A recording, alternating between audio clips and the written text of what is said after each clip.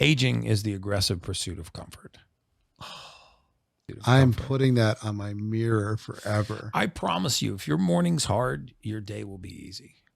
Promise you that. Welcome to the Excellence Project, where we explore excellence, entrepreneurship, and artistry in its many, many forms. I hope you enjoy it, and if you do, that you subscribe and you share. In today's conversation, we have human biologist Gary Brecka, an anti-aging expert. We talk about all things anti-aging, health, longevity, energy. I think you're going to love the conversation. And with no further ado, let's get into our conversation with Gary Brecka. Gary Brecka. Yes, sir. How are you? I'm doing amazing. So I've heard different names for you. And is the most accurate one a human biologist? Human biologist, yes. Human biologist and like lead expert for 10X Health. Yes, I'm the lead human biologist for 10X Health. I'm a co-founder of 10X Health. Okay. And what you've done is so interesting. And yeah, I've watched some of the other content that you put out. You're kind of famously promoted almost by Dana White. Oh, yeah. I saw Dana White's testimonial, and that's part of the reason why I contacted you in the first place. And, you know, because Dana White was talking about how you really helped change his life. Right. Talk about that experience. What did you do for Dana White? Well, you know, what we did for Dana was what we do for, you know, any other patient. But, you know, the first thing we have to understand about this journey towards optimal health is that we need data, right? Most people, when they want to sleep better or have a better response to exercise or more waking energy or improve their, you know, the depth of their sleep, they just ask their spouse or their friend or even their doctor or, you know, their neighbor or their workout buddy, you know, what works for you. And so it leads us to supplement for the sake of supplementing. And it leads us to very often start taking prescription medication without any real data. You know, it's like we have an income statement, a balance sheet, a P&L for our business, but we don't really have one for our bodies. And so the first thing we did was just get some data.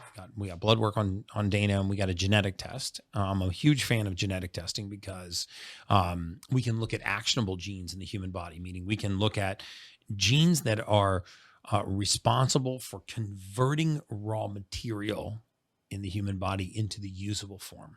You see, there's not a single compound known to mankind, not one, that enters the human body that's used in the form that we put it in. Everything that enters our body has to go through a process of being converted into the usable form. If you can't make this conversion, you have a deficiency. And it's that deficiency that leads to some of the most common ailments. Things like high blood pressure, weight gain, water retention, poor response to exercise, poor sleep, what we think are allergies, gastrointestinal upset, you know, diarrhea, constipation, you know, irritability, cramping, and then things that we consider to be mental conditions like ADD, ADHD, OCD. All of these conditions are in many cases deficiencies in the human body. So in Dana's case, when we got some blood work, we got some gene testing. At the time, he's been very public about his medical records. So at the time, he was on 4 or 5 different prescription medications, 2 or 3 of them for blood pressure control. And what we realized was his body was deficient in certain very important raw materials. In his case, something called trimethylglycine, something called methylfolate, and he had very poor blood sugar control. You know, he was almost a type 2 diabetic. He had very high cholesterol, very high triglycerides, and he had a very, very high inflammatory marker called homocysteine. And what we did was we used a basic amino acid to lower the level of this inflammatory compound. And we fixed the nutrient deficiencies in his body. We balanced his hormones. And for a period of time, I put him on a very strict keto diet. Which was kind of like twisted his head in a knot when, you know, I said, you have a life-threatening level of fat in your blood. And the way that I'm going to get the fat down in your blood is I'm going to put you on a high-fat diet. But before we get into keto, I want to talk about this one part of what he talked about. He said somebody bought you as doing a consulting thing for him as a gift. Yes. It's like a birthday present or Yep. something for a guy who has everything. He's very successful, very wealthy guy. Right. And part of the pitch that he heard was that you could accurately predict within a month here or there how long a person had to live. That's right. And when I heard that, I'm like, what? Everybody has the same reaction. So I'll get to it in a second, but I want to know, Dana asked you to do that for him. He did. Yeah. That was how we first met. He said, I want you to do my life expectancy. Life Tell me expectancy. how long I have to live. So he was how old when he started with you? So this is going back about a year. About a year. So how old was he at the time? 52. 52. So how long did you give him?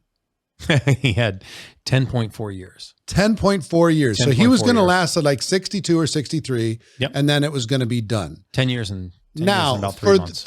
I know you've taken some flack for that. Oh, I take a lot of A flack. lot of for people that. saying, "Oh, this is monkey business. This is pseudoscience. This is not real." Right. Talk about your credentials in doing that, your experience in doing that, and talk about the science behind it and how accurate that actually really is. Well, I mean, from a training perspective, my undergraduate degrees are in biology. My postgraduate degrees are in human biology and neuroscience. But for 20 years, I worked for the insurance industry in a specialized area of life insurance. And if we got 5 years of medical records on you and 5 years of demographic data, we could tell the insurance company how long you had to live to the month. And it is some of the most accurate science in the world. In fact, the new variable basic tables on mortality are based on a lot of the research that came from this industry. And, when we talk about predicting mortality to the month, remember that life insurance companies have some of the most voluminous databases in the world. Hundreds of millions of lives, and they have information that no other database has. I mean, if you look at the medical community and research foundations and universities and even the CDC and the FDA, the information that insurance companies have that nobody else has as voluminous is they know the day, the date, the time, the location, and the cause of death for anybody that they have insured. Right? On life insurance.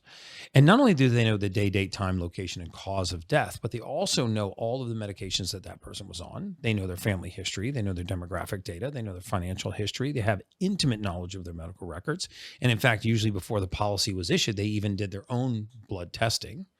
So they didn't just put that person on a mortality curve, like an actuarial curve. They were able to drill in on their specific mortality because they know liver enzymes and kidney poison levels and this level of anemia at this age and this history of smoking and this genetic predisposition, that all of these conditions, which are called mortality factors, put into the same body, combined with something called comorbidity factors, led to this causality of death. And if you add this pharmaceutical, it accelerates. If you add this pharmaceutical, it elongates. And so that data of knowing the date of expiration, if you will, on so many lives and triangulating that back into the medical record is how you become so accurate with your predictions. And if you want to know how accurate insurance companies are, just look at what happened in the 2008-2009 financial crisis.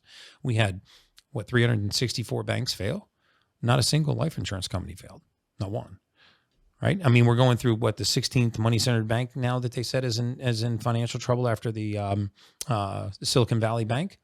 You haven't heard that from one life insurance company. In fact, had it not been for the life insurance division of AIG, the credit derivatives side of the business would have sucked the entire company under. And so these are some of the most solvent and profitable and stable institutions in the world. And what do? They take risk that no other financial institution takes. No angel investor, no venture capital firm, no hedge fund, no investor of any sort would ever put that kind of risk on a single variable. I mean, when a life insurance company puts 25 million or 50 million or 75 or 100 million, which was very common in my industry, of risk on one life, they're betting on one variable. How many more months does this person have left on earth? And so if you really follow life insurance trends and mortality trends, you'll find out where the real science is going.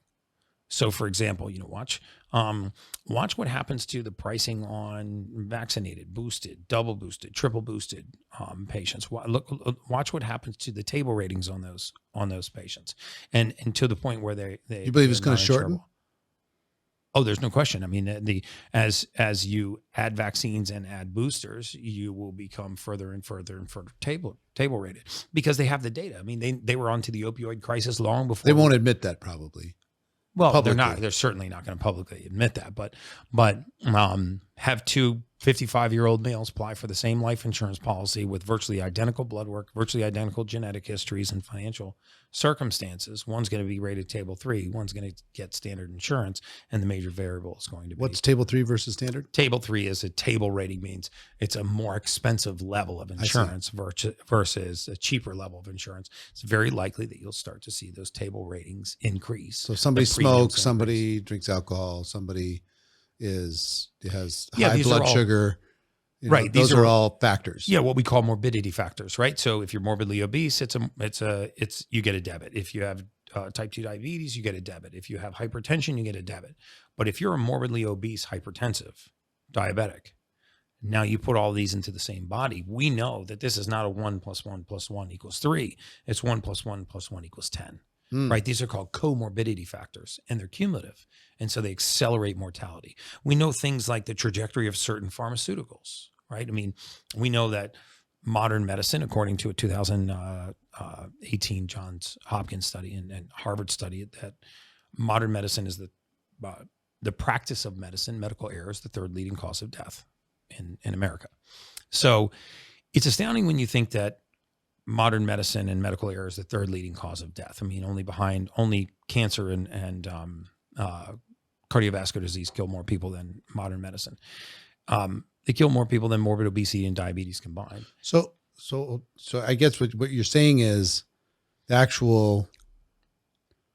Are you saying doctors or big pharma? Well, I'm saying modern medicine, which includes physicians and big pharma, but it's driven, a lot of it's driven. I know there's a lot of distrust about modern medicine. Well, I mean, look at the industry of disease. I mean, in the United States, diabetes alone, type 2 diabetes, is a $110 billion annual industry. So if you think there's boardroom meetings going on right now to try to put that out of business, you're crazy. And for a long period of time, I used to say, well, if you were a client of mine and you said, Gary, write me a diet that would guarantee I would get diabetes, I used to take you right to the American Diabetic Association website and show you dietary guidelines for people that can't regulate blood sugar. But my whole point is not to attack modern medicine. My point is that we know that that medical error, misdiagnoses is common. What insurance companies knew was the consequences for these misdiagnoses. So for example, if you have a clinical deficiency in the vitamin D3, if you have a clinical deficiency in D3 for long enough, you will present with rheumatoid arthritis-like symptoms. Now, you don't have rheumatoid arthritis, but you have the very same symptoms. You're stiff and achy when you wake up in the morning. The soles of your feet and your ankles hurt when you get out of bed first thing in the morning. You get stiff across the hips and shoulders, and eventually it becomes hard to make a fist. If you walk into the wrong doctor's office and start to explain that symptomology, the doctor's going to go, you know what, Eric, you've got rheumatoid arthritis. I'm going to hit you with some high-dose prednisone. I'm going to start you on something called a corticosteroid. And initially, these things are anti-inflammatory, but we knew in the life insurance industry that if you started corticosteroids, you had 6 years and 1 day until you were having a joint replacement. So that meant that I would artificially, if you were a 60-year-old male, I would artificially advance your age 6 years to age 66. I would schedule the joint replacement, right? Even though you're only 60, I would schedule it for your 66th birthday. And then I would begin to reduce what was called your ambulatory profile, how well you ambulate, how well you move.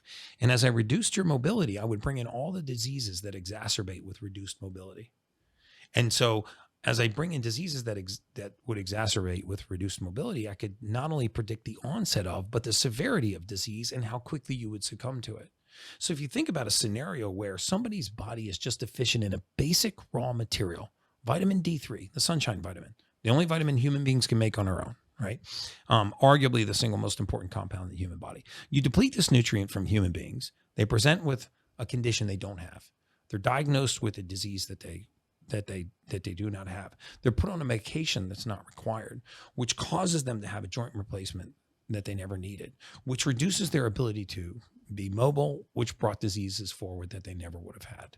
And they end up succumbing to a disease early because of a misdiagnosis of a single missing raw material in the human Crazy. body. So how long did you do this work, this insurance work? A little over 20 years. 20 years. Yeah. So over 20 years, you were basically telling the insurance companies, this person has, on average, if they don't make any changes, right? If they continue on this path. Yep. And we would rarely assume that they would change. Right. Mm-hmm. That's because people don't change much. No. So assume that they don't change. They're going to expire on such and such a day or such and such a year. Mm-hmm. And you can set your premiums based upon that. Yes. And if they changed for the worse, that's going to shorten that number. Right. If they change for the better, it's going to extend that number. Yeah, there was even something that were called mortality factors, which was the statistical chance that they would die before the mean. Mm-hmm. Meaning, so if a pool of 1,000 lives was put into a mortality prediction and it said, okay, this person's life expectancy is 60 months. That didn't mean that they were going to die in 60 months. That meant that they had an equal chance of being alive and an equal chance of being dead at month 60. Now, what determined whether or not they were on the left or right-hand side of that curve was something called a mortality factor. This mortality factor would bring in all of these comorbidities and other factors that we would find in their medical records and in their blood work. And it would say they have a much higher chance of being of passing before, we call it maturing before that 60-month date. Maturing. That's such a nice word. Yeah, we never use the term. Yeah, you're going to mature. Yeah, you're going to mature off the planet. But what's super interesting was that I always say if I could boil my entire career down to a single sentence, all 22 years of doing this type of research, it would be that the presence of oxygen is the absence of disease. And by that, I mean, the presence of oxygen is the absence of disease. We did not find a single disease etiological pathway that did not have its roots in a lack of oxygen or was not exacerbated by oxygen, including all forms of cancer, early onset Alzheimer's, dementia, all kinds of neuropathologies, autoimmune disease, arthritis, gut issues, all kinds of allergies. So what you're saying, so I understand, is lack of oxygen is very, very bad. And the more oxygenated you can be as a human being, it's very, very good. The more efficient you are at moving oxygen around the body, the better off you are. So how does somebody increase? Well, hold on. I'm going to get, I have so many questions. Yeah. I want to get back to Dana for a second. Yeah, sure. Because you worked with him. How long you worked with him now? About a year? About a year. A little over a year. So what did you do to his, what did you call it? Maturing. Yeah. Mortality. His estimated life expectancy over the course of the time that you worked with him. So when we looked at it the second time, it was more than 17 and a half years longer. 17 and a half years on top of 10? On top of 10. So it went from 10. So you went from 10 to 27? 27.4.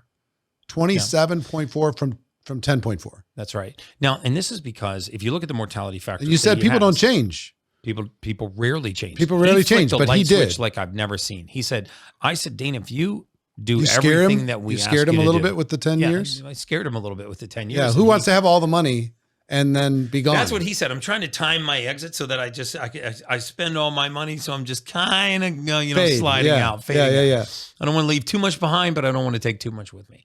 And we had a very frank discussion because, I was able to tell him some things about himself that he hadn't even shared with his wife. He hadn't shared with, the people very, very close to him.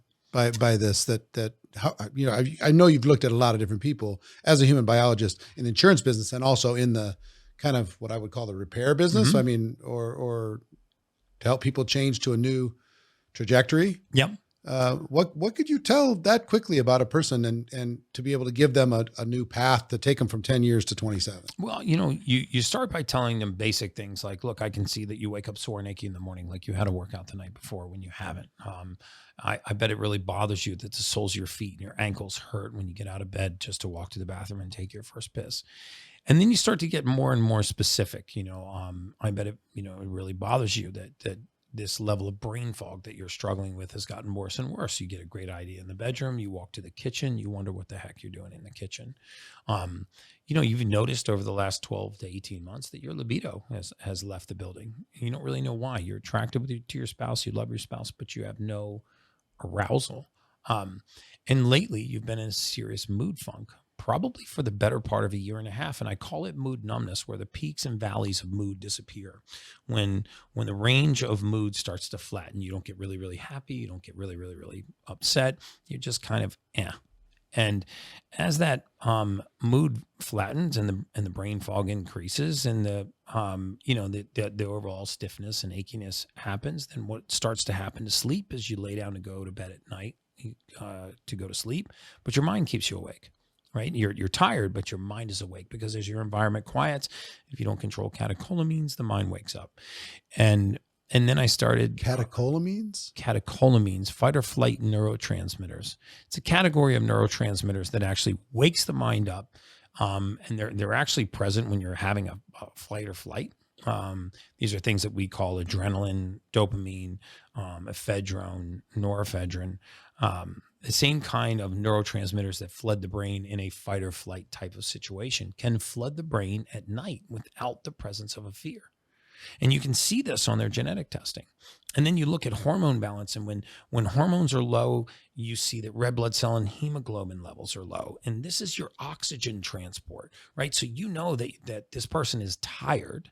They don't recover well. But the interesting thing about people with low red blood cell and hemoglobin levels is they're exhausted, but they can't sleep.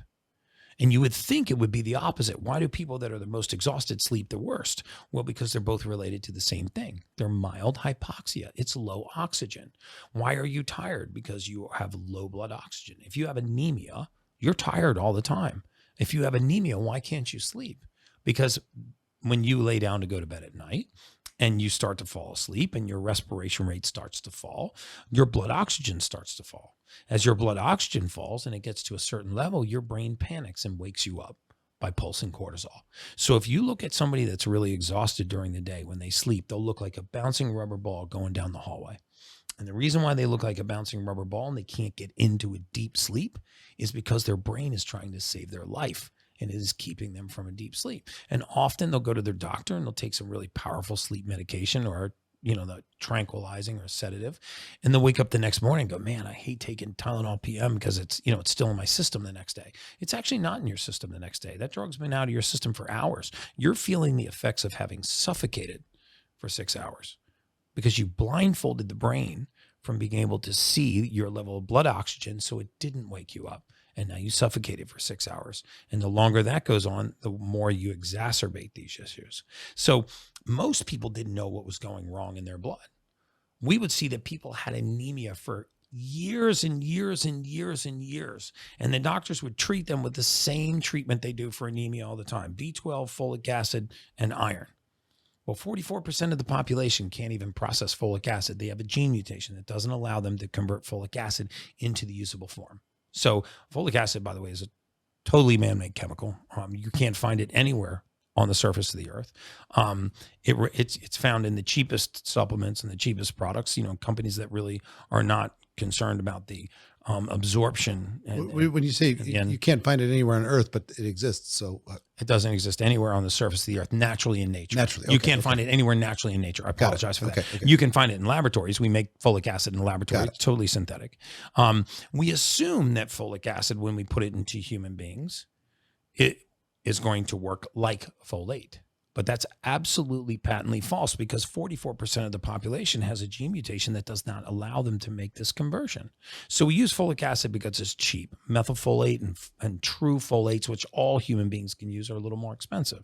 That's why you see a lot of cheap supplement companies will use cyanide-based forms of B12, like cyanocobalamin, instead of using natural forms of B12, like methylcobalamin or adenosylcobalamin or hydroxycobalamin. I have no idea what you're talking about. Sorry. There's so many terms. Sorry, I get way down the road. Your listeners are probably completely lost. Passing out. I'm completely lost. Passing out. Let me come back to. If you don't, I'm a scientist, man. If you don't stop me, let me ask you. No, it's all great. But let me ask you this. Is the foundation of what you do the increase in oxygen and the decrease of inflammation? Yes, decreasing inflammation. I mean, this was the other thing that we noticed in the mortality space, was that the leading reasons why people were living shorter lives and less healthy lives, why they had shorter lifespans and health spans, were what I call modifiable risk factors. This is why I left the industry, because eventually I realized that there was human beings on the other side of these spreadsheets. And I could not separate myself from the fact that it wasn't data any longer. And I said, you couldn't really help them. You weren't allowed to. I was not allowed to have any contact with the patient, any contact with the treating physician, even if I saw life-threatening drug interactions. I could not contact the patient. And I said, how many more days or weeks or months or years am I going to spend predicting how soon people are going to die? And when am I going to start spending the balance of my lifetime helping people live healthier, happier, longer lives? And that was the day that I left the industry. I resigned from the industry. And I actually came home and told my fiance at the time, who's now my wife, Sage, I said, babe, I quit my job. And I want to start a wellness franchise. And I want to take all of this information that I've learned in the last 2.5 years, and I want to push it back out to humanity. And I want to make a real difference. And I want to change the face of humanity by helping people live healthier, happier, longer lives. And I used to get a lot of flack from my partners because they're like, hey, Gary, you get on these podcasts, you just give all the information away. And I said, you know, we're good. I hope, what if our competitors take it and they put it to practice in their clinics, or they put it to practice in their lives? I mean, this information doesn't belong to us. It just flows through us. Right. And so it really belongs to mankind. And I wish that we would spend more time studying human beings and really understanding human physiology, because I don't believe that anything in the human body is what they call idiopathic. I don't think it happens for an unknown reason. I think the majority of disease and pathology that we think happens to us is happening within us. Most of the reason why people are not living at the absolute peak of their existence and not thriving is because there are simple raw materials missing from their body. Simple things: D3, methylated folates, amino acids, just the essential nutrients that the body needs to perform basic functions.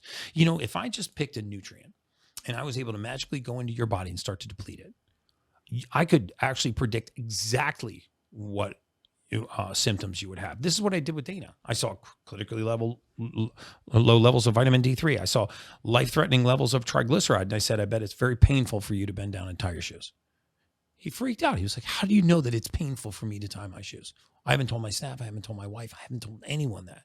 Because, Dana, you have so much fat in your blood that when you bend down, that pressure pushes it into the end of your capillaries, and it stimulates your nerves, and you feel like the skin's going to peel off your legs. He goes, Gary, I haven't told anyone that. I go, you didn't have to tell me that. And I can see it in your labs. So if we understand human beings, then we can go into their bodies and replace certain raw materials, and they will thrive. So one is figuring out some sort of deficiency to be able to help the body balance. Second, I guess it's probably a byproduct of that, is to reduce inflammation. Yes. And the third is to increase the oxygenation inside the body. That's it. Those three things. Yeah. So let's get back to oxygen and talk about what can a person do to increase the oxygen going through their body. Okay, so first let's start with what they can do for nothing. Yeah. Right? Somebody just sitting at home wants to be healthier. Yeah, move your body. I mean, sitting is the new smoking, right? We all know that exercise is good for you, but why is exercise good for you? Because it actually moves oxygen around the body. You know, what I tell people to do is I teach them to a breathwork technique that takes about 4 to 8 minutes every morning. I do it like clockwork. I don't think I've missed a single morning in What's the last foundation of almost 3 years. Yeah. It's 3 rounds of 30 deep breaths, you know, very, very strong inhales. This is a Wim Hof method. I need to give credit to the man that came up with it. He's the Ice Man. He's the founder of breathwork. I do 3 rounds of 30 deep breaths with an exhale hold in between, an inhale hold, and I start again. Because remember that even if somebody wants to look this up, they just look up the Wim Hof method. Hof, WIMHOF. Yeah. Method. Got it. Yeah. And it's just breathing obnoxiously deep for 30 breaths, exhaling and holding and allowing the carbon dioxide to build up, inhaling and holding, letting that air out, and starting again. Elevated emotional states, using the diaphragm to massage the intestines, getting oxygen in and changing the oxygen tension in the tissue. All of this will cost you nothing, and it will skyrocket your mood and your emotional state, and it can rid the body of disease. So breath work is a great one, but for sustained energy and sustained oxygen transport, you need to get your blood tested. Most of us have P&Ls and balance sheets and income statements for our business. We don't have the first idea what's going on in our blood and what's going on in our genetics. And we need a roadmap for our bodies like we have for our business. And I'm not saying you do it through me or my company. There's plenty of great physicians and clinics out there that can do a blood test on you, find out basically where your hormones are, what your nutrient deficiencies are, and how well you're controlling your blood sugar. Those three things will have more of an impact on your lifespan and your health span. Say it again. The first thing is to find out how well you're controlling your blood sugar, right? Your glycemic profile, glucose, 3-month average of your blood sugar called hemoglobin A1C, and insulin. Insulin is killing people. As insulin rises and stays sustained and high in your bloodstream, it attacks it's very neurotoxic to the nerves. It's very toxic to the brain. We know now that Alzheimer's and dementia are linked to type 3 diabetes. In fact, we're actually calling Alzheimer's type 3 diabetes in a lot of circles right now. If you just Google type 3 diabetes, you'll see all kinds of published clinical research linking elevated sugar and insulin resistance in the brain to the early onset of Alzheimer's and dementia. And we have this fallacy built around these diseases that people are losing their memory. That's actually not true. They're losing access to their memory.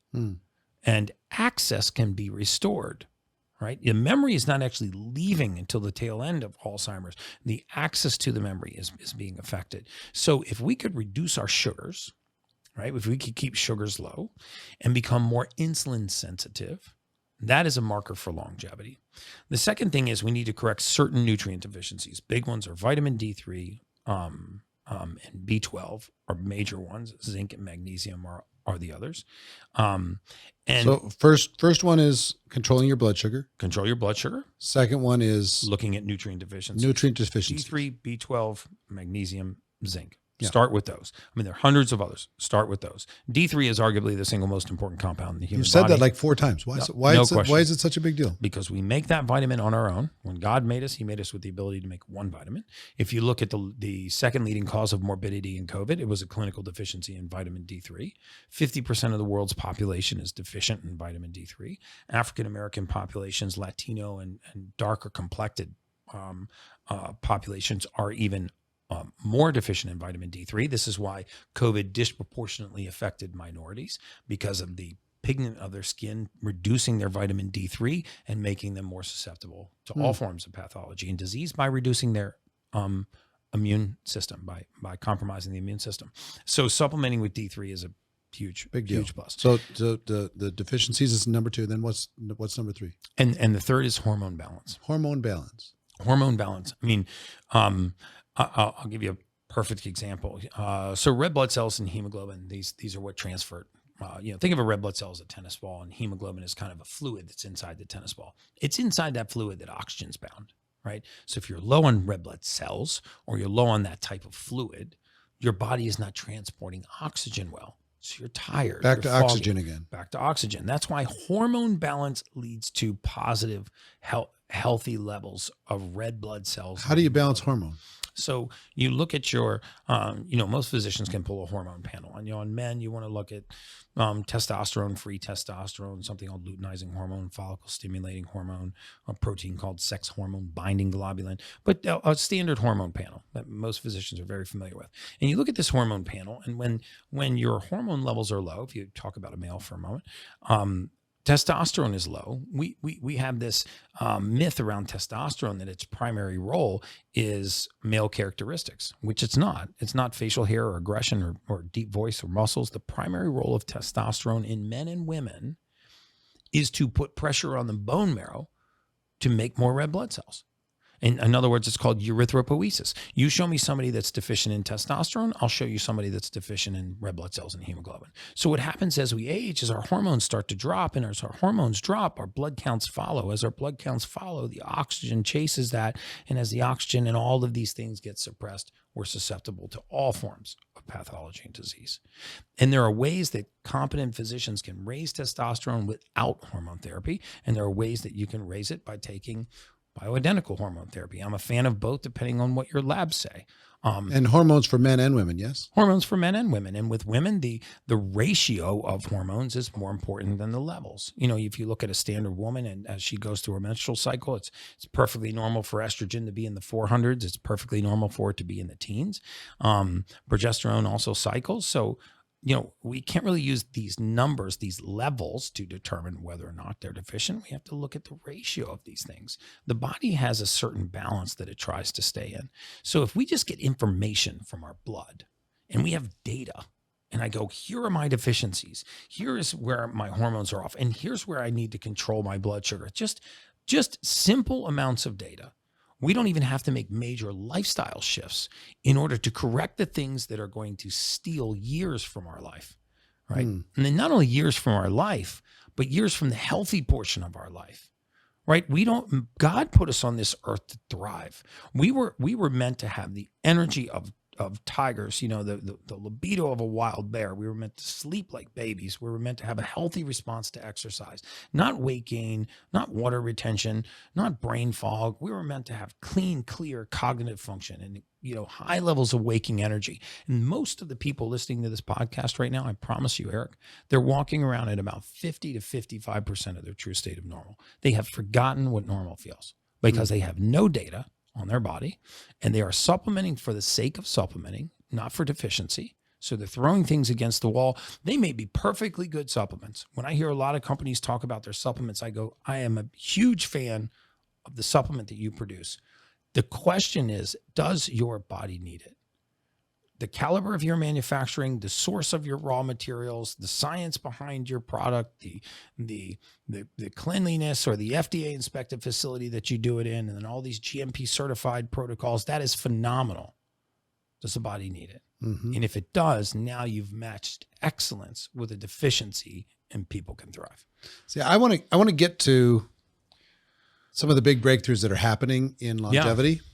But before we get there, I want you to give people a roadmap of what they can do on these three areas that are most important, you know, for the listener or the viewer to be able to say, okay, take charge of their life, because I'm super interested for obvious reasons, in longevity. Yes. And my first longevity doctor told me, you know, Eric, if you can arrive about 12 years from now, 12 to 14 years, without any major systemic issues, then 120 is a lock. You can make that happen, but you got to get there without, you can't tip into type 2 diabetes, and you got to make sure that you know, like you talked about your, whether it's the oxygen or the hormones or making sure that your D3 and all that stuff is balanced out, Right. all those different types of things, which I was like excited about by that. You know, you can be vibrant. And he also explained something to me that people don't just slowly wear out over years. They just go to this, you know, to a certain level, and then they just fall off. That's correct. Fall straight off. That's usually what happens. And he also said that one of the biggest factors for one thing that'll add 10 years to your life is grip strength and muscle mass. That is so true. Muscle is our metabolic currency. I just posted this today. Really? Yes. Because he said that if you arrive later stages of life without enough muscle mass, muscle mass is very, very important for a vibrant, you know, second half of your life. No question. And grip strength, because falling becomes a fatal thing after 75 years old, becomes a fatal, you know, domino effect. People falling, breaking a hip, falling turns into something, turns into something, turns into something. Yes. You have the ability to grab yourself, stabilize yourself is a big deal. So I bounced through a few different anti-aging doctors, and it'll sound bougie to say, but it's kind of like a rich person's area. Yeah. You know, you spend a lot of money. Oh yeah. Talking with these docs and, you know, being on their protocols and doing these different things and having, you know, connection to all their networks and stuff. I ultimately ended up with you, right? Because I feel like you can help me get to, you know, the next 12 to 14 years, and some of these big technological breakthroughs will kick in, and maybe even enhance No question. or extend the quality of life even better. I think we're living in a kind of a magical time, or on the verge of a magical time, with all the stuff happening with technology and breakthroughs that are, many of them are already have happened, but aren't through the clinical studies to be able to get to humans. But back to practical. What's a handful of practical things that people can do in order to improve the quality of their life and improve their longevity? So I'll give you 3 things that everybody could do for tomorrow that would cost them exactly zero. Because, I'm associated with the company 10X Health, and we have fancy light beds that are $120,000, and we have PMF mats that are $5,000. We have a Hypermax oxygen system that's $5,000. But all this equipment is doing is mimicking what we're missing from Mother Nature. And so we get 3 things from Mother Nature. We get magnetism from the earth, we get oxygen from the air, we get light from the sun. And the further we get away from the basics, the less healthy we are. If you think about the last time you had bare feet touching bare soil, I mean dirt, grass, sand, this was the last time that you earthed or grounded. Earthing and grounding is a very real thing. You see, human beings, we build up a charge, right? And if we don't contact the surface of the earth, we don't discharge into the earth. So yes, you can use a PEMF mat, a pulse electromagnetic field mat, which I do, and I know you do, but you can also take your shoes off and contact the surface of the earth, dirt, sand, or grass. Walking on the surface of the earth will actually change the pH in the body. pH stands for potential hydrogen. It's a measure of charge. It's a complete fallacy that you can get alkaline by drinking alkaline water.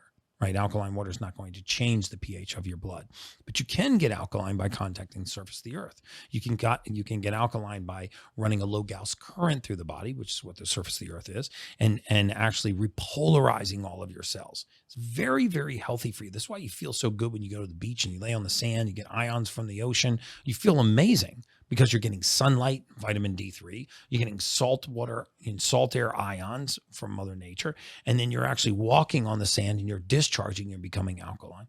So the second thing is getting safe sunlight. I'm a huge proponent of morning light. If you actually watch my Instagram, every single morning I wake up, and I don't do it to brag, I do it for consistency so that people, if they start following, they'll see, wow, this guy is up with the sun every single day. I was up with the sun here in Las Vegas. I'm staying over at the Red Rock. I came outside. Sun was just coming up. It was beautiful on the mountains. I went out there, did my breath work. There's something very special about first light. It not only resets cortisol and melatonin receptors, but for the first 45 minutes of the day, there's no UVA or UVB rays. And so it's very safe sunlight, but it will still stimulate the production of vitamin D3. The reason why we don't go outside and get sunlight in the morning is because it's too cold or it's too hot. And this is the problem, because aging is the aggressive pursuit of comfort. We are aggressively pursuing comfort in the modern age. And the more aggressively we pursue comfort, the faster we age. We have got to stop thinking that stress is bad for the body. If you do not load your bones, they will not strengthen. If you don't actually tear your muscle, it won't grow. If you don't challenge the immune system, it will weaken. You're just seeing the worst experiment in the human immune system coming out of the last 2.5 years, because we residential quarantine and we masked and we sequestered human beings from other human contact, and it crushed our natural defense mechanism. So now what are you hearing about? The 4th version of COVID, Omicron, Delta, Lambda, Omicron, all these different variants about monkeypox, and because we had a systemic weakening of the immune system and now we're susceptible. All right. So if we would remember that stress, it's called hormesis. When we stress the body, it responds by strengthening, right? Hormesis and the hormetic response is something that you do to the body, and it responds in a way that actually empowers you. If you get in cold water, for example, yes, you reduce inflammation, but your liver tries to save your life and it releases cold shock proteins. So wake up in the morning, walk on the surface of the earth, get out for first light, and learn to do breath work. Breathe 3 rounds of 30 breaths is what I do while I'm getting first light. And if you can, expose as much of your skin to sunlight as you can. And when you get outside and it's cold, take your shirt off and deal with it. You're not going to die, right? We have got to stop telling grandma not to go outside. It's too hot, not to go outside. It's too cold, to lay down, to just relax, to rest, to eat at the first pang of hunger. This is collapsing our natural defense mechanisms. Hunger is good for you. When we go for prolonged periods without eating, the body actually starts to eat itself, but it starts to eat the portion of yourself that's useless. We eat cells called senescent cells, useless, lazy cells in your bloodstream that are taking up space, not doing anything for you. And when we consume them, they're replaced by healthy, vibrant new cells. You can expose yourself to heat and cold stressors, saunas and cold showers and cold water immersion, right? Because water is 29 times more thermogenic than air when we submerge ourselves in cold water, and that heat floods from our body. Not only are calories leaving our body, but the body's response is to spasm all of the the peripheral blood vessels and force the oxygen into the core, force the oxygen up to the head, the same kind of oxygen pattern we have in deep sleep. And then at the same time, we flood the bloodstream with cold shock proteins. This is free. Everybody's taking a shower. You know why we don't take cold showers? Because we don't want to be uncomfortable. You know, I don't do breath work in the morning because it's too chilly. You know, I don't do breath work in August because it's too hot. And guess what happens? We weaken and we succumb to stress and we reduce our mobility. And we wonder why we have become so sick as a nation while we have sat around pursuing comfort instead of learning to strengthen our body the way we were naturally meant to be challenged.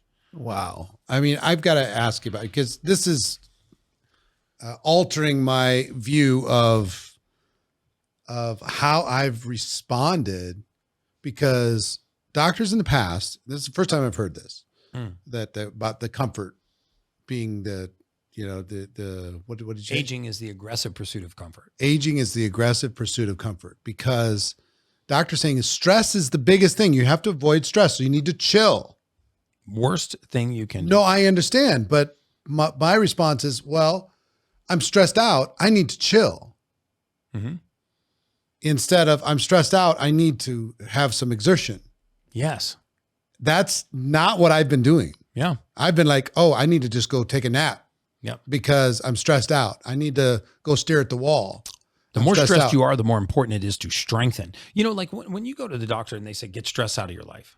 You're like, okay, how am I going to get stress out of my life? Get a divorce, never talk to my kids again, and quit my job? Like, that doesn't make any sense, right? Like, get everything out of my life that brings me stress. So the way to get rid of stress is exertion?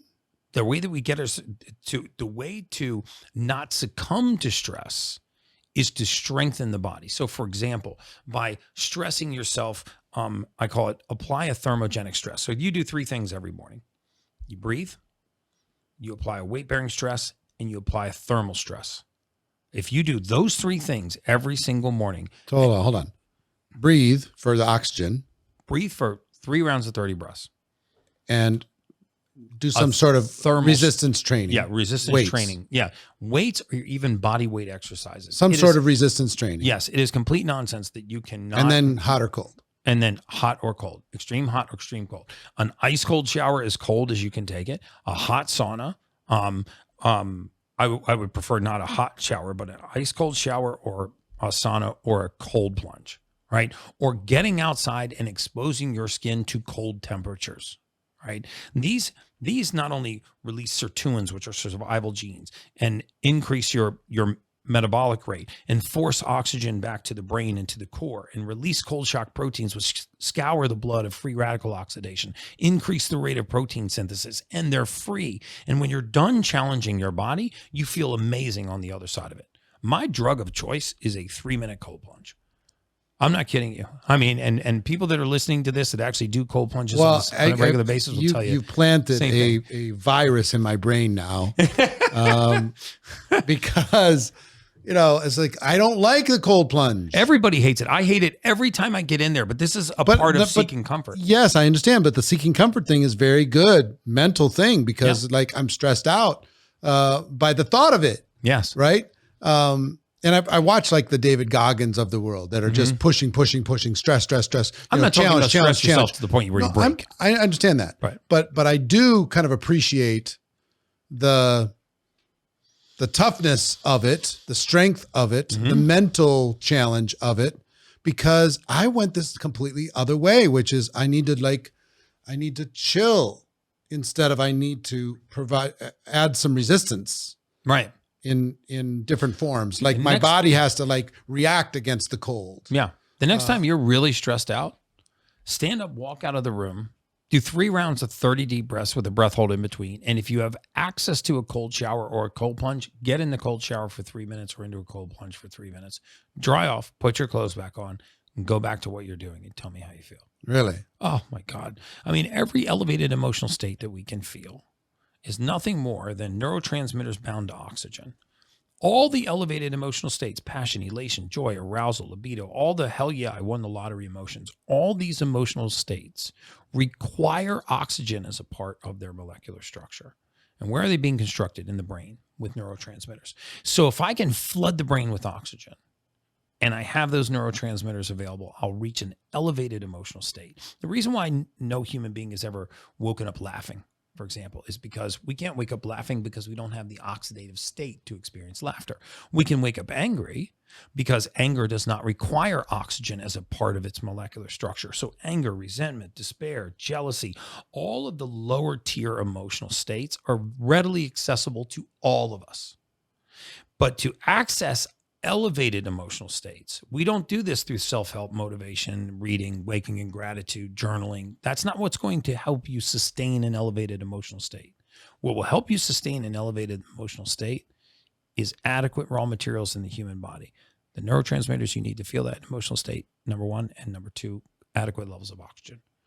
Breathwork and a cold plunge will do more to elevate your emotional state than any other form of activity. So grounding, breathing, sunlight, first light, grounding, first light, cold and hot, cold breathing, showers, breath work, resistance, and resistance training.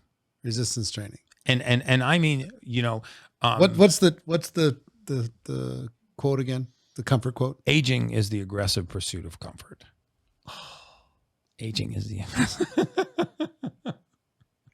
aging is the aggressive pursuit of comfort. I'm putting that on my mirror forever. I promise you, if your morning's hard, your day will be easy.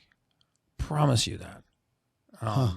And if you challenge your body, and I'm not talking about extreme challenges, if you expose it to cold, do a little weight bearing exercise, apply a thermal stress, do some weight bearing exercise, do some breath work in the morning, all of which can be done inside of 30 minutes. It will change the entire trajectory of your day. And what you just said about your anti-aging doctor talking about muscle being a huge marker for longevity. Muscle is our metabolic currency, meaning it determines our metabolic rate, which determines how much, our circulation. It determines so many things. It holds the entire skeleton together. It's one of the largest organs that we have. It also determines how much glucose we process and how much sugars we can intake. By applying a thermal stress, applying a physical stress, and learning to breathe, you will change the entire trajectory of your life. Unbelievable. So this is amazing, and I appreciate everybody for listening and watching. Yeah, appreciate it. I got my benefit, so I'm happy. It's funny, these little times when you have a recalibration. Yeah. I've had it a few times, even in interviews. Yes. When I was like, okay, I heard that everything's changing from that moment. This is one of those moments, so I'm grateful for that. So hold on, we're not done yet. We're not done yet. I got to ask. Yeah, we'll see, right? Yeah. I've got to go put it into practice. Yeah. And I've got to get my head around, okay, cold plunge is a good thing. Cold plunge is a good thing. Cold plunge is a good thing. Mm-hmm. Talk to me about what's the most exciting things that are happening in longevity and health in general. What's the great stuff that's going on? Well, I mean, in general, what we've realized now is that aging is a mitochondrial disease. Meaning, so inside of every cell in your body is a little powerhouse, a little battery called the mitochondria. There's about 110 trillion of these in the body. In fact, 10% of your body weight is something called mitochondria. So human beings are not powered by the food we eat or the air we breathe or the nutrients and the supplements that we take. We're powered by one energy source called ATP, adenosine triphosphate. And it's made in this little factory in this little organelle called the mitochondria. So we know now that as the mitochondria becomes progressively less efficient, we age at a faster rate. So the more that we can do to nutrify and supply nutrients to the mitochondria, the more power the cell will have to do its job, eliminate waste, repair, detoxify, regenerate. And so therefore, the longer we will live. We're actually now not just inside the cell, we're through the cytoplasm of the cell into the battery inside the cell called the mitochondria, and even inside the mitochondria into something called the Krebs cycle, an electron transport chain. We're looking at the way that these molecules exchange so we can extend life. There's a lot of research on supplements like NMN, nicotinamide mononucleotide, other supplements that raise your NAD levels, nicotinic acid, nicotinamide riboside. This is why people do NAD IVs. So things that actually raise our level of NAD, that actually improve mitochondrial function. Resveratrol, things that actually lengthen telomeres, and again improve mitochondrial function. So the interesting research on longevity, that is reducing sugars, improving waste elimination, repair, detoxification, and regeneration, are really focused inside this little organelle called the mitochondria. A lot of science and a lot of companies are creeping up with really valid supplements that have a positive impact on this tiny little battery in human beings, and it's changing the trajectory of our lives. We're also starting to realize how sick we are becoming from our food supply. I hear people all the time online saying, well, you should be vegan, you should be keto, you should be paleo, you should be this, you should be that. We should be eating a whole food diet, right? I mean, I have vegan patients that are some of the sickest human beings that I have ever cared for in my life. I have meat-eating patients that are some of the sickest human beings that I've ever cared for in my life. And you can make an argument for either, but the best argument is clean, whole foods and without processed foods like preservatives, pesticides, herbicides, insecticides. Is it difficult to do in the United States? I mean, it is. When we go to Europe, we just notice everything's different. The bread's different. It's not in seed oils. They don't spray it with folic acid. Yeah. I mean, in Europe, they have something called day-old bread. Yeah. You can walk down the street in France and you look at a bakery and the bread is half off because it's going to expire that night. Yeah. You could take a loaf of bread out here and set it on the counter and eat it 12 days later. Right. Right. Because it's got so many, seed oils, and most of them are processed. Mm-hmm. So, without just going crazy, the basics of nutrition are the further you get from the soil, the less healthy food becomes. So if it's in a wrapper, if it's processed, if it has colors and, if it has colors in it, most foods are not pink and sky blue and right. mauve and purple, right. chartreuse. These are not things we find in nature. And so eating a whole food diet, obviously grass-fed meats, wild-caught fish, organic fruits, go a long way to improving our health. Also learning to be okay with hunger. Phenomenal things happen to the human body when you apply these stresses. Remember I said there's a term called hormesis. It means I apply a stress and it responds in a positive way, meaning it does something positive for you. So for example, what happens when you're hungry or you intermittent fast? Your body starts to eat useless cells. Your body has time to repair and eliminate waste and detoxify and regenerate and rebuild itself. So when you're hungry, you're focused, you're alert, right? You're actually significantly more aware. Your short-term recall is actually more acute when you're hungry. Mm-hmm. And then what we do is, because it's slightly uncomfortable and we don't want to be uncomfortable, we eat at the first pang of hunger and then we divert all that oxygen. It's a comfort again. It's a comfort thing again. We're just stealing from ourselves. We need to place a priority on energy, right? And so if you look at food as whether or not it's going to serve you or steal from you, and you know that certain foods are thieves, and they dress up in beautiful suits and pretty cocktail dresses, and they are fun colors and they look very enticing, but you're going to let that in to your most important temple, and it's going to steal from you. And it happens over and over and over again because we just want that short dopamine ding from that, from that sweet taste. And so we don't ever really get any discipline. Happiness comes from actually being disciplined and being in control of our choices, not walking by a tray full of food and actually knowing that you shouldn't eat it and eating it anyway. It creates that conflict inside you. That lack of discipline creates this conflict. So actually eating poorly serves you poorly and mentally degrades your image of yourself. And so, you know, when we develop discipline about our morning routines and discipline around our diets, we meet this entire new person that's inside of us, right? It's a healthier, happier, more robust version of you. Right. Talk to me about stem cells and exosomes. I hear everybody's talking about stem cells and exosomes. You got to go to the Dominican Republic. You got to go to Panama. You got to go to Colombia. You got to, you got to go get all your stem cells. You got to make sure you get your exosomes. You got to make sure you're doing all this other kind of stuff, these IV therapies and everything else. Right. Is that a real thing? It's a very real thing. I mean, stem cells and exosomes here in the United States are, in the legal realm, are used topically. They're used for joints. They're used for, skin, hair, neck, face, décolleté. Also, What's décolleté? This area of the neck and the gobble. Chest. The gobble. So like microneedling procedures and all kinds of topical procedures. Okay. Cosmetic stuff. Yeah, cosmetic stuff. Dentists are also using them in the mouth now to actually accelerate wound healing. Surgeons are using them when they close wounds to accelerate wound healing. They're still not used intravenously in the US. But stem cells are phenomenal. They usually derive from what's called mesenchymal stem cells. They usually come from the umbilical cord. They don't come from babies like most people think. There's a lot of nonsense you hear online that come from aborted babies. They don't. They come from live births where the mother knows her placenta is being donated. And mesenchymal stem cells are capable of differentiating into any cellular structure in the body. There is some mind-numbing research that is published on PubMed now that you can read on stem cells and their impact on all types of diseases. If COVID did anything positive for us, it actually laid the foundation for some of these stem cell therapies and exosome therapies to take a leap forward. And so you have, stem cells, which are cells that contain DNA. They can repair tissue. They can reduce inflammation. They have all kinds of benefits for human beings. And then there's exosomes, which are little packets of information that are released from stem cells.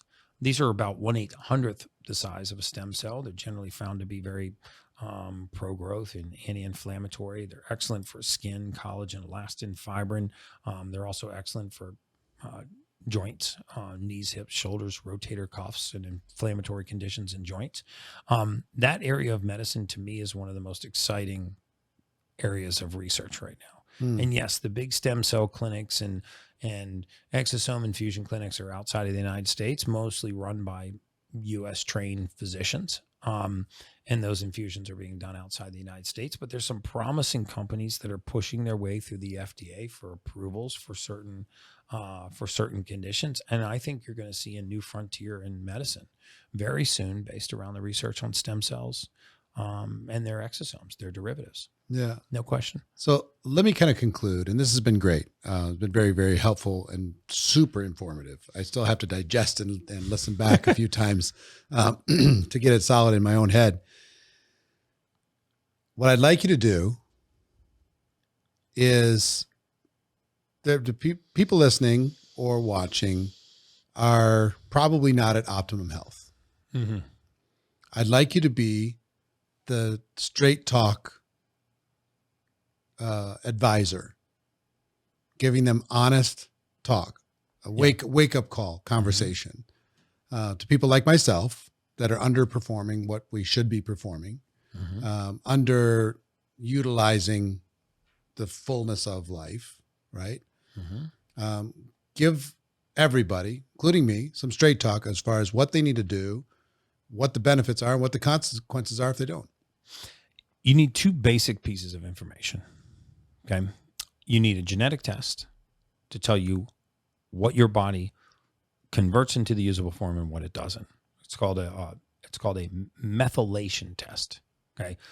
I am not the only one that offers methylation tests. There are a lot of great methylation tests online. You want to get your genetic methylation test. It is a cheek swab. It is a test you do once in your lifetime. And for the balance of your life, you'll never guess what your body's deficient in. You will be astounded what that test can tell you in terms of what your body can process and what it can't. And you can begin to supplement for deficiency rather than the sake of supplementing. The second thing is get your blood tested. Look at your hormones, your blood sugar control, and your nutrient deficiencies. Once you have this information, you have a precise roadmap on what you need to do to feel the best way that you can feel. Otherwise, you're going to be like a one-legged duck swimming in a circle. And if you can't afford to get a blood test done or genetic test done, make that your Christmas savings account that you see. I'm going to give this gift to myself and my family because in the absence of health, you don't have anything. And then tomorrow, I want you to wake up and make a shift. Say, I'm going to wake up and I'm going to do 3 things for myself. I'm actually going to start to put myself first because self-love is actually the most selfless thing that you can do. There's a reason why, when a plane depressurizes, they tell you to put your oxygen mask on before you even assist your own child, right? Because you're no use to your family if you're not in good condition. So wake up tomorrow, do 3 rounds of 30 breaths. Wake up with the sun, contact the surface of the earth if you can, and take a cold shower before you get dressed and go to work. And I want you to concentrate and on how you feel after you have just done that little free practice. And I want you to tap into how good your body feels when you're done doing that. And then I want you to make that a habit.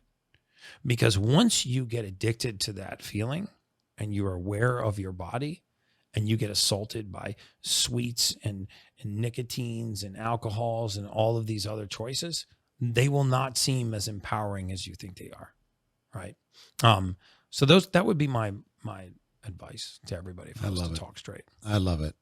Gary, thank you for being You're my friend. super welcome. Thank you for being my human biologist. I have all your stuff. And if you don't have somebody giving you treatment, for viewers out there or listeners out there, 10X Health and Gary's a great solution for you. So I recommend you check it out. Maureen and I, everybody in our family basically is connected to you guys and getting advice and supplements. Amen. And hormone therapy. Great. From you as well. So thanks a lot. You're welcome. Appreciate you. Appreciate you too. I hope you enjoyed this conversation with Gary Brecka as much as I did. I learned an awful lot and I'm changing things in my life already. I hope you go do the same. Until next time, this is the Excellence Project. I'm Eric Worre, and I'll see you soon.